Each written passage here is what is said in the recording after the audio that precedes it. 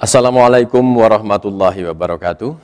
Salam sejahtera, Om Swastiastu, Namo Buddhaya. Saya Haryanto Adi, saat ini bertugas di Banda Aceh, mendapat amanah untuk mengikuti pelatihan kepemimpinan administrator, dan alhamdulillah setelah saya mencermati agenda ketiga, saya memilih salah satu mata kuliah atau mata pelatihan, yaitu manajemen kinerja. Saya yakin Bapak Ibu senantiasa sering mendengar istilah manajemen kinerja. Apa sih sebenarnya manajemen kinerja? Kalau kita bagi menjadi dua kata, manajemen dan kinerja. Manajemen adalah sebuah kegiatan mengelola, mengendalikan, mengusahakan, dan memimpin. Di dalamnya ada fungsi perencanaan, fungsi menggerakkan, fungsi mewujudkan, fungsi pengawasan, dan fungsi evaluasi. Sementara kinerja adalah penyelesaian tugas dengan menerapkan pengetahuan, keterampilan, kemampuan. Maka dengan demikian, manajemen kinerja adalah sebuah kegiatan mengendalikan, mengusahakan, atau juga memimpin sebuah penyelesaian tugas dengan menerapkan pengetahuan, keterampilan, dan kemampuan. Itu menurut Shield and Brown tahun 2015. Bapak Ibu, ada 4 makna yang ditawarkan oleh Van Duren mengenai makna kinerja. Yang pertama ada tindakan. Kalau kita terjemahkan dengan tindakan berarti ada yang melakukan kegiatan, baik itu perorangan, kelompok maupun organisasi. Kemudian makna yang kedua ada kompetensi. Kompetensi berarti ada keahlian di sana. Kemudian makna yang ketiga adalah kualitas hasil tindakan. Kita garis bawahi kualitas hasil tindakan, berarti ada sesuatu yang memiliki mutu yang tertinggi. Kemudian makna yang keempat adalah tindakan dan hasil yang berkualitas. Bapak Ibu, makna yang ketiga dan keempat ini menginspirasi konsep dan kebijakan reformasi administrasi di banyak negara termasuk Indonesia. Sehingga setelah era reformasi tahun 1998, tepatnya 1999, Indonesia juga mulai menerapkan New Public Management atau manajemen publik terbarukan. Karena apa? Kinerja itu merupakan ruh utama reformasi. Terkait dengan tuntutan publik atas kualitas kinerja, maka pemerintah melahirkan waktu itu Presiden Habibie menginstruksikan melalui Instruksi Presiden nomor 7 tahun 1999 tentang akuntabilitas kinerja instansi pemerintah. Dan diperbaharui lagi, dilengkapi dengan Peraturan Presiden nomor 29 tahun 2014 tentang sistem akuntansi kinerja instansi pemerintah. Proses ini mulai dari penetapan, proses eksekusi, hingga pelaporan itu diatur dalam Instruksi Presiden nomor 29 atau Peraturan Presiden nomor 29 tahun 2014. Tujuannya adalah untuk mencapai kinerja sesuai perubahan ekspektasi yang sangat dinamis. Itu sebabnya saat ini sudah mulai diberlakukan miskin struktur kaya fungsi. Karena apa? Filosofinya, sebuah strategi itu menjadi utama sehingga strategi atau structure itu follow strategi. Strategi yang direncanakan sangat matang itulah menjadi panduan utama sehingga struktur yang ada di dalamnya itu menyesuaikan. Bapak Ibu, ada 3 tindakan penting pimpinan dalam manajemen kinerja. Yang pertama yaitu mengomunikasikan ekspektasi sasaran yang jelas dan kredibel. Jadi Bapak Ibu, para pengampu administrator itu harus mampu mengomunikasikan apapun yang sudah menjadi target sasaran. Sehingga eskalasi, attention, kemudian care, kemudian desire, support, sampai ke komitmen itu bisa dilaksanakan. Jika komitmen itu sudah bisa dicapai dalam sebuah organisasi, maka insya Allah apapun yang sudah menjadi target sasaran bisa dilaksanakan dengan satu ayunan langkah yang sama. Kemudian yang kedua, Bapak Ibu harus mampu membangun strategi dalam rangka mewujudkan ekspektasi. Seperti yang dikatakan tadi, bahwa ekspektasi itu senantiasa berubah. Maka strategi itu juga senantiasa berubah menyesuaikan dengan tuntutan-tuntutan dari eksternal dan pun internal. Kemudian yang ketiga, Bapak Ibu harus mampu mengambil keputusan yang tepat berdasarkan informasi yang andal. Inilah entry point atau pintu masuk bagi Bapak Ibu untuk bisa berani mengambil keputusan untuk reward ataupun punishment. Kemudian ada konsep dasar dan teknik manajemen kinerja. Sebenarnya konsepnya itu sangat sederhana. Ada input, ada proses, ada output. Itu konsep dasarnya, sehingga itulah nanti bisa dicapai outcome yang sudah ditetapkan. Masalah strategi atau dasar konsep manajemen kinerja ini bisa berlevel makro, meso, dan juga mikro. Kalau makro itu katakan itu program presiden itu menjadi makro, sementara di tingkat menteri itu menjadi level meso, dan di tingkat lembaga ataupun kementerian itu bisa menjadi mikro. Tetapi bisa juga kita terjemahkan di lembaga kita itu bisa kita ambil menjadi strategi makro. Kemudian Anda yang ada di administrator itu masuk wilayah meso, kemudian di bawah Anda itu bisa menjadi level mikro. Itulah yang digerakkan. Yang menjadi hal yang sangat penting yaitu ada visi. Visi adalah janji yang harus ditepati, yang diterjemahkan menjadi misi, kemudian dioperasionalkan ada tujuan strategis, sasaran strategis, dan indikator kinerja. Nah, indikator kinerja inilah yang menjadi kata kunci, di mana ada variabel-variabel yang bisa dijadikan ukuran untuk menentukan apakah kita berhasil atau tidak. Kemudian diterjemahkan menjadi program, kegiatan, dan target setiap indikator untuk bisa mewujudkan outcome. Outcome itu bisa ada outcome immediate yang langsung, ada outcome intermediate, ada juga outcome end atau result. Atau kalau kita sederhanakan lagi, ada outcome, ada benefit, ada impact. Benefit adalah jangka menengah dan impact-nya itu adalah jangka panjang. Itu yang kita targetkan sama-sama. Bapak Ibu, ada 7 karakter key performance indicator yang perlu dilaksanakan.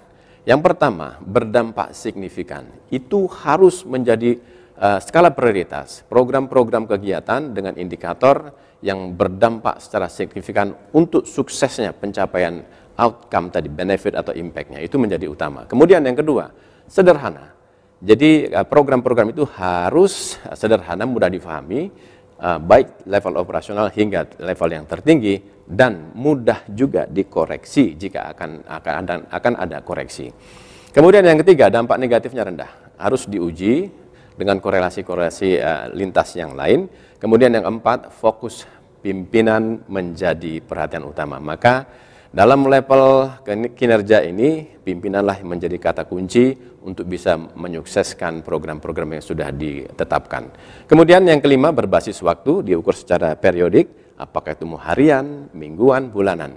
Ini yang juga nanti secara periodik juga menjadi catatan atau informasi data yang itu bisa dijadikan bahan riset untuk pertimbangan-pertimbangan berikutnya. Yang keenam, berbasis tim. Ya, memang sekarang ini tidak lagi personal tetapi tim. Jadi tanggung jawab bisa dibagi, dikoleksikan menjadi hal-hal yang bisa berbagi dalam tim-tim kecil. Kemudian yang ketujuh adalah non finansial. Sebaiknya indikator kinerja utama itu tidak menggunakan ukuran dengan uang, tetapi bisa kualitatif dan kuantitatif dalam artian hasil yang bisa dicapai. Bapak Ibu, Owen menawarkan ada 3 kunci kepemimpinan manajemen kinerja. Yang pertama, fokus pada masa depan, bukan masa lalu. Mohon digarisbawahi, fokus pada masa depan, bukan masa lalu. Kemudian fokus pada pengembangan, bukan kinerja. Saya meyakini kalau kita berfokus pada pengembangan, insya Allah kinerja itu sudah tidak menjadi masalah lagi karena kita sudah terbiasa. Kalau kita merujuk pada Six Sigma, sehingga pengembangan-pengembangan itu bisa dilakukan dengan maksimal, maka kinerja otomatis juga akan mengikuti. Kalau kita berfokus pada kinerja, bisa jadi juga pengembangan program-program yang bisa mencapai benefit dan impact tadi bisa terabaikan. Kemudian yang ketiga adalah seimbang ekspektasi. Anda di level administrator itu memiliki 2 fungsi. Fungsi mengomunikasikan ke level bawahan dan juga fungsi meyakinkan level atasan. Ini yang harus Anda memiliki kemampuan juga untuk bisa menyeimbangkan ekspektasi atasan dan bawahan. Bapak Ibu, saya akan mencoba mengambil case menetapkan output program baru sesuai visi misi dengan menyesuaikan need, want, dan ekspektasi stakeholder kita. Strategi pengembangan kinerja menggunakan ukuran balance scorecard. Kita tahu bahwa gelombang generasi saat ini sering terjadi dan bahkan terus terjadi, dan itu pula menyebabkan visi, misi, strategi, dan target makro, meso, mikro juga akan menyesuaikan dengan tuntutan gelombang generasi. Kemudian kita memiliki tadi informasi-informasi kinerja yang dijadikan data dan diukur berdasarkan balance scorecard.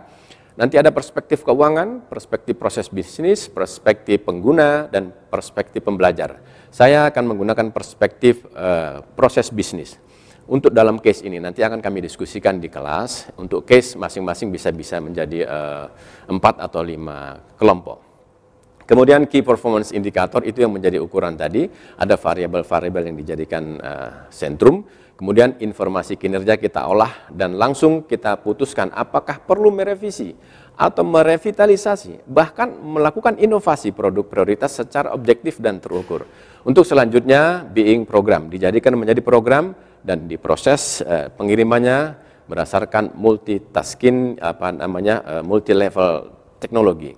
Ada akses seluruh entitas bisa dicapai.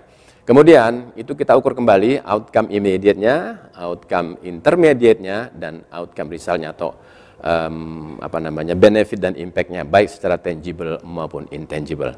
Itulah kemudian nanti diolah kembali menjadi ukuran-ukuran apakah kita bisa mewujudkan visi pada titik tertentu. Kemudian ada case baru lagi seperti kontrak kerja RRI dalam fungsi ekonomi dan kontrol sosial di era 4.0. Kita tahu outcome-nya katakan kita akan ambil adalah mewujudkan masyarakat yang sejahtera. Ini kita lihat case finance technology. Saat ini sudah terjadi payment gateway, digital wallet, wealth management, social crowdfunding, lending, jadi transaksi menggunakan gadget. Acap kali terjadi kejahatan cyber. Pembobolan rekening juga sering terjadi, terlilit hutang karena memang penawaran-penawaran kredit juga melalui teknologi elektronik. Dan investasi bodong juga selalu terjadi. Nah, ini menjadi case yang kita harus atau RRI harus menyelamatkan case-case tadi untuk menjamin outcome kesejahteraan bagi masyarakat itu bisa diwujudkan. Kemudian lagi, integritas lintas lembaga menjadi bagian yang sangat penting untuk sama-sama, karena untuk hal-hal yang sifatnya teknologi kita bisa dengan provider telekomunikasi, bisa dengan kepolisian, bisa dengan kejaksaan, jika hal ini dijadikan satu outcome sehingga menjadikan efek jera bagi siapapun yang melakukan tindak pidana, sehingga dapat dipastikan juga kesejahteraan atau outcome yang kita harapkan bisa diwujudkan. Satu hal lagi yang menarik, sumber Komnas Anak pada tahun 2008, 12 tahun yang lalu Bapak Ibu, ada 4.000 lebih responden pelajar SMP. Hasil survei yang dilakukan oleh Komnas Anak waktu itu, 62% dari 4.000 anak-anak SMP waktu itu sudah tidak virgin lagi. Bahkan 21% itu sudah pernah melakukan aborsi. Ini mohon maaf, ini tanggung jawab kita bersama untuk mensejahterakan masyarakat dengan tadi bisa ditingkatkan kesadarannya untuk, mohon maaf sekali lagi, menjaga etika-etika ketimuran.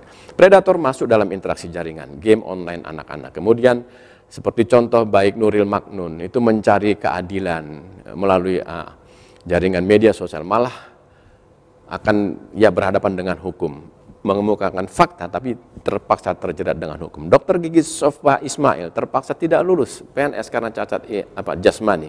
Nah, komentar-komentar ini itu menjadi masukan yang harus diselesaikan sekali lagi untuk mewujudkan outcome demokrasi. Bapak Ibu, saya yakin bahwa ini tidak hanya tugas RRI semata, tetapi tugas lintas sektoral. Maka integrasi lintas lembaga itu menjadi hal yang sangat penting juga. Kemudian